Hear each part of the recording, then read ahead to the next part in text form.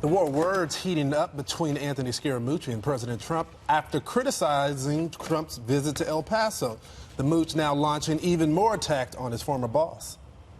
I think you have to consider a change at the top of the ticket when someone is acting like this. He has a nihilistic way to his personality, so the minute you say something he doesn't like, he figures that he can intimidate you like a bully. There's a pernicious evil in trying to divide the country.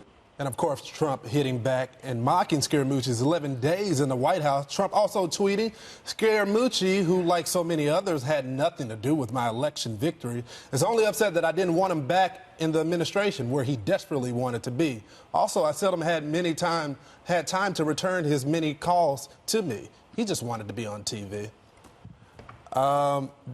Dana? So now Scaramucci is on TV. And yes, he's on TV a lot. So I've talked to Scaramucci. He told me that one of the things that he's upset about is the criticism of the go back to this. But do you think there's more to it?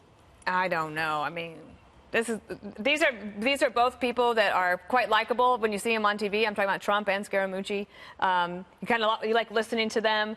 The mooch was not for Trump in 2016, and then he was for Trump. Now he's not for Trump. I don't know what to make of that, except for possibly it's sincere. I believe that they could potentially patch things up within the next 6 months or so, and won't that be a reunion?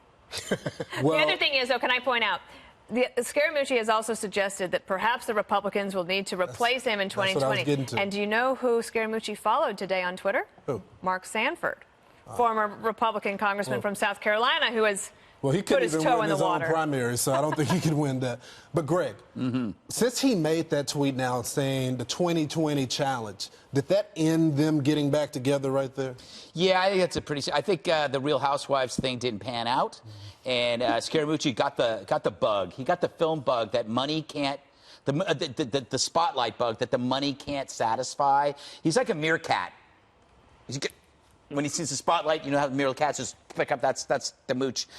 I have a sports analogy. Oh, okay. Let's hear it. But most of you will not get it except for Juan because we're close. I'll probably get it. I mean, I'm pretty good. Donald Trump is the Al Davis of presidents. Al Davis ran the Oakland Raiders in the 1970s. He had a singular motto, which was just win, baby. Didn't care how. He attracted rough, scary, and weird people. That was the entire Oakland Raiders. They were just people. And so you also get these weird third stringers, like Scaramucci and Amorosis. Not the best judgment calls on Trump's part, but they get in on this under the guise of loyalty, and then when it doesn't work out, they turn on you. And that's another case. He's like Amorosa to exactly. You know, I was thinking of this earlier because only the best people, by the way. Yes. But Omarosa is the one who said he was a narcissist and a racist, and then he called her a lowlife and a dog. And Rex Tillerson, who's I don't think he's exactly lowlife, but I think Rex Tillerson said he was a moron, right? And you keep going at what these insights. So my take on this is remorse. This is buyer's remorse for people who wanted to get in on the power deal, wanted to get to visit the White House, wanted that big title, the important job. And Scaramucci, well, they all got the job, but at some point, they're like, you know, maybe this wasn't a good idea. And Scaramucci, what's interesting is... he got fired for doing, that stupid drunken phone call. Well, for leaking. To a member of the press. Yes. So it was leaking. Hey, you're my friend. And I'm saying drunken, not saying what I really think he's on. But, you know, I mean, if you look back, you say, well, Scaramucci, if what you're saying now is true, why wasn't it true before you took the job? Well, I mean, he had gone after McCain, he had gone after Mexico, well, because I think Scaramucci thought that he could help. Right. He was going to go into the communications. Yes, they all think that, Dana. That's what Tillerson thought. We got to get Dagan in right here. Scaramucci's point is that Trump turned on him, not Scaramucci turned on Trump. Tell the truth. Scaramucci wants and needs attention. Yeah. And so it is very chilly, quite cold in the shade when you're being ignored by the media. How do you get that big ray of sunshine to shine on you from President Trump? President Trump took the bait. He absolutely took the bait and fired back at him immediately. I'll point this out.